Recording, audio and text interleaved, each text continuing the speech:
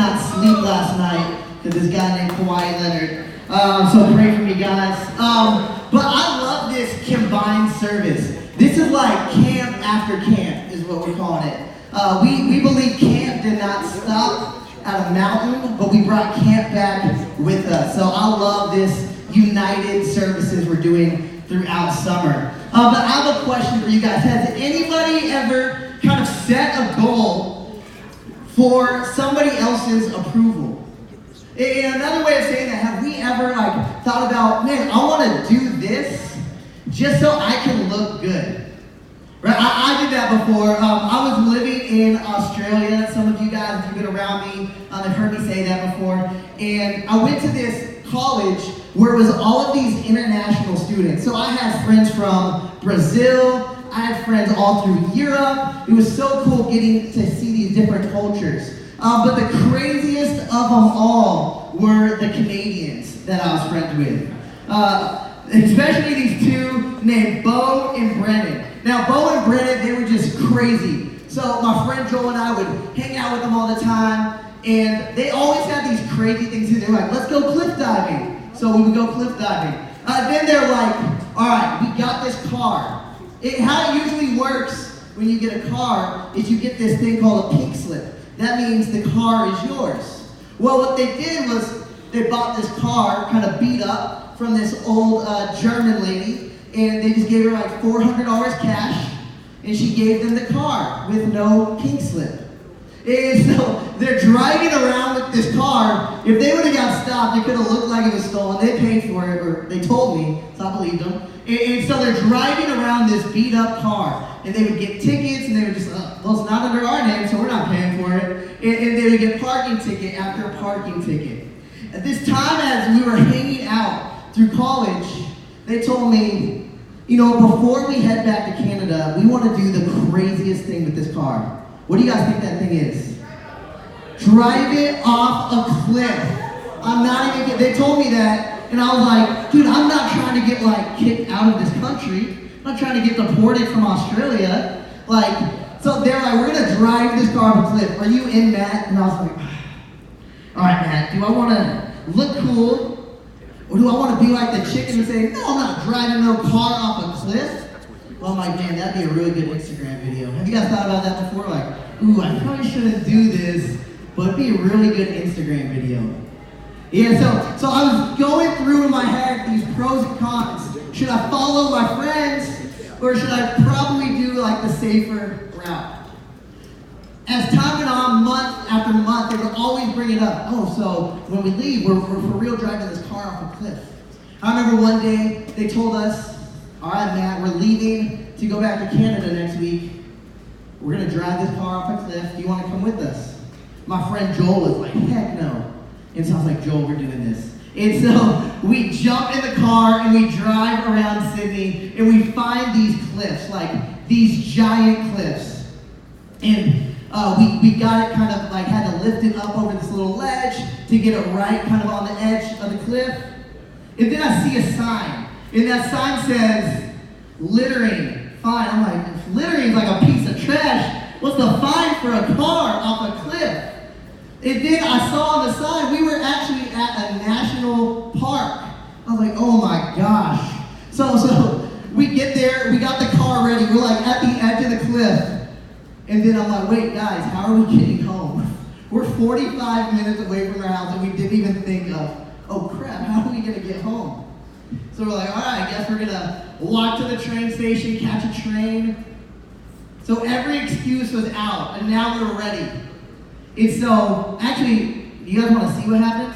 I think we got a video of it. This happened 8 years ago. This is my friend Bo. Stick it in neutral. Throw the big log on the pedal so it's wrapping the friggin' crap out of the car. And then we're gonna I'm gonna hit it with this stick in a drive, and it's just gonna go flying off this cliff. Alright, let's do this. Get a shot of the cliff.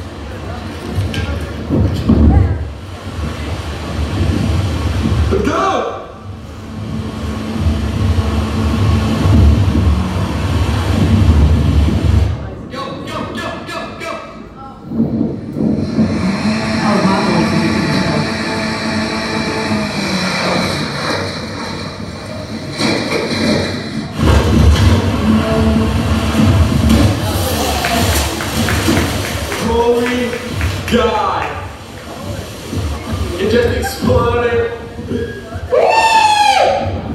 Let's go! Let's go! That was like a movie, dude. I'm so surprised the stick didn't work. Okay, so up there, all the way, bam, and it's actually like a pancake right now. Down there, how good is this? Oh, she's getting wet. So, that's part. I don't think my wife has even seen that video. But that was my friend Bo, and we launched this car off a cliff, and then we just ran as fast as we possibly could. We saw this boat driving in, or like, oh my gosh. Then we hear police siren. I'm not joking. I cannot make this up. We hear police sirens, so we take off. We are running. This was 8 years ago. Like, I barely knew Jesus. And so we were running, then the cop stopped us. And I was like, oh my God. Have you been in that moment where your stomach falls to the ground? My stomach fell to the ground. And the cop was like, where are you guys going? And we're like, home, we live that way. And he looked at us, and I'm like holding this Gatorade bottle like this, like trying to like hide my face so he doesn't see me laughing. And he's like, all right, you guys can go. And now, long story short, like the school found out, like I called in the office. They're like, actually, we should send you home, but that was the coolest video ever, so we're gonna let you stay. I'm not making that up. I don't know if my mom has even ever seen that video. Don't tell her.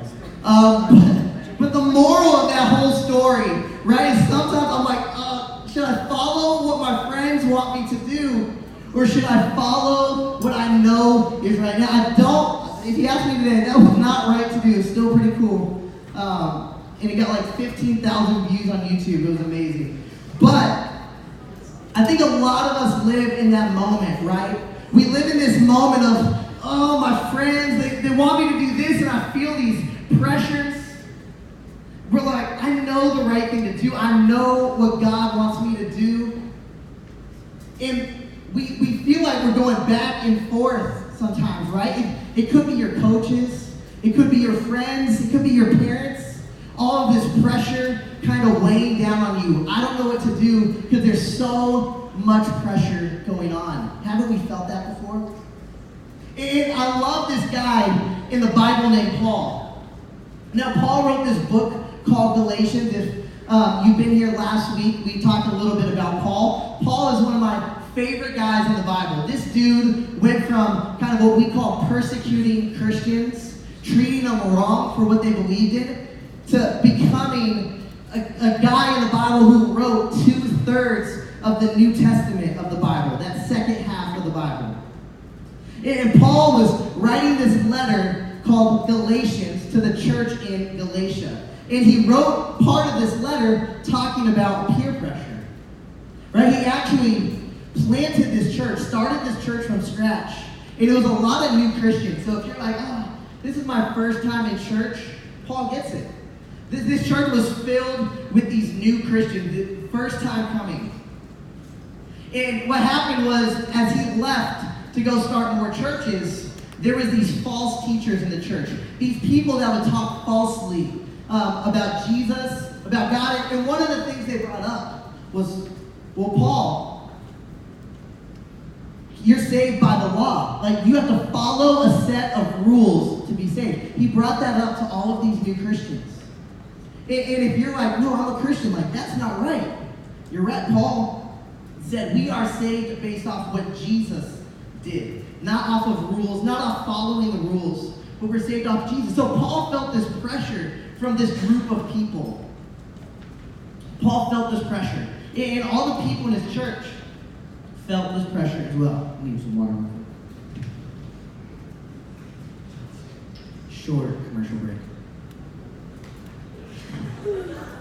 And so Paul was like, that's not right. And he actually said in Galatians 1:10, this, am I now trying to win the approval of human beings or of God? Or am I trying to please people? If I were still trying to please people, I would not be a servant of Christ.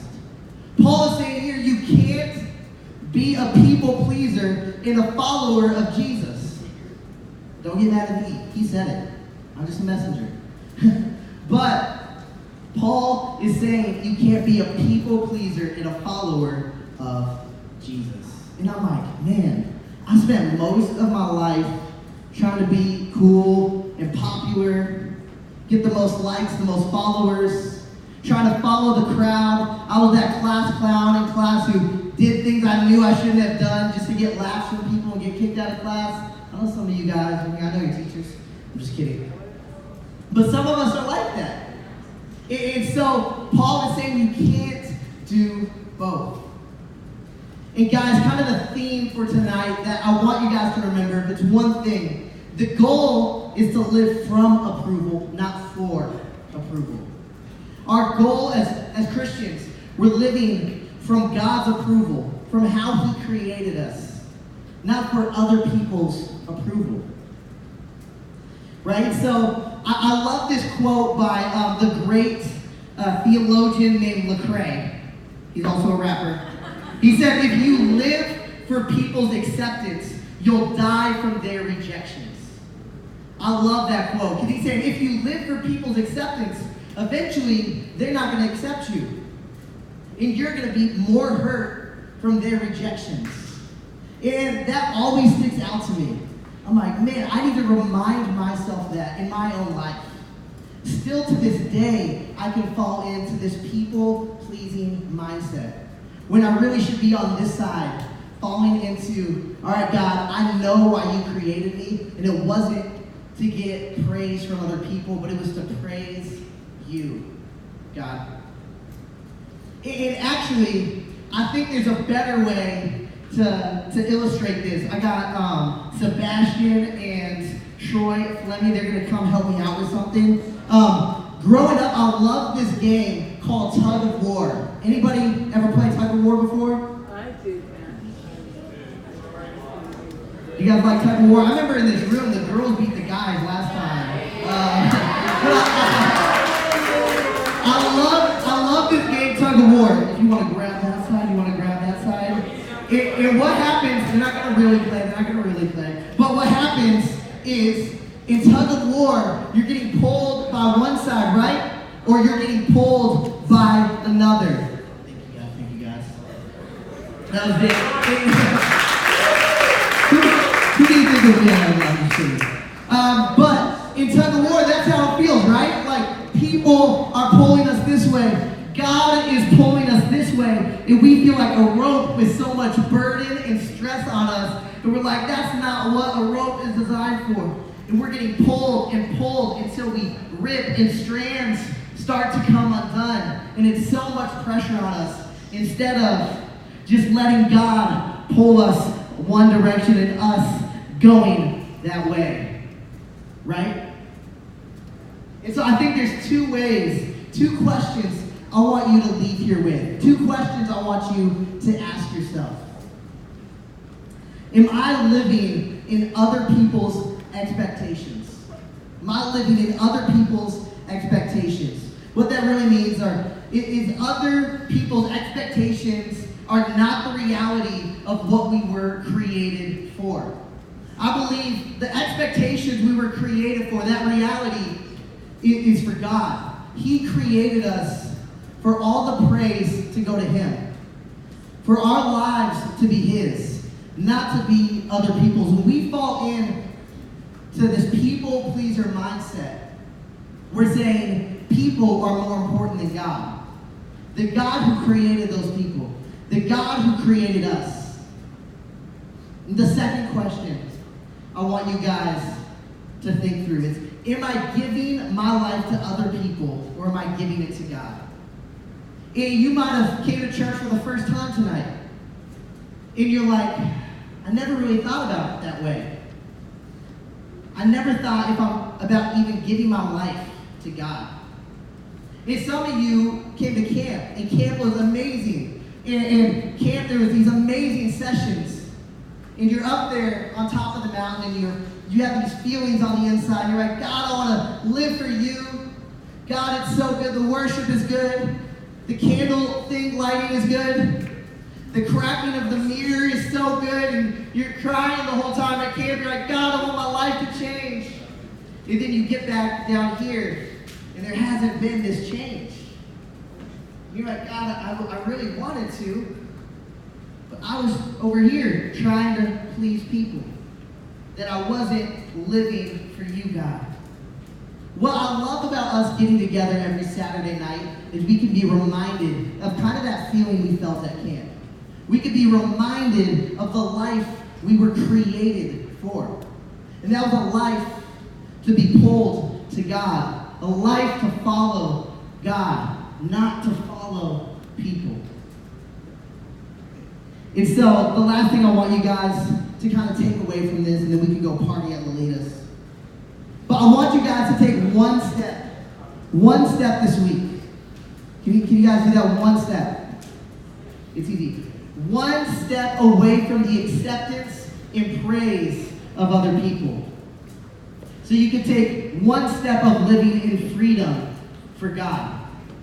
Remember, people pleasing, it weighs us down. It's like these weights are pushing us down.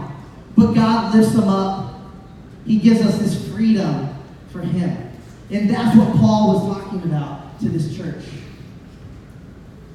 So I'm going to pray for us. And I would love for you guys, if you want to know more about this Jesus that we worship, this Jesus that died for us and rose again, so we can have a relationship with Him.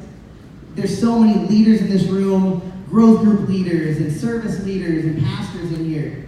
Pull one of them aside and say, I want to know more about this Jesus. This Jesus you guys talk about so much of. Or you might be like, I need help taking that step. Taking that step away from pleasing people and taking that step towards God. So my challenge would be, talk to an adult tonight. Talk to somebody in this room. I'm going to pray, and then we'll head out. Dear God, we just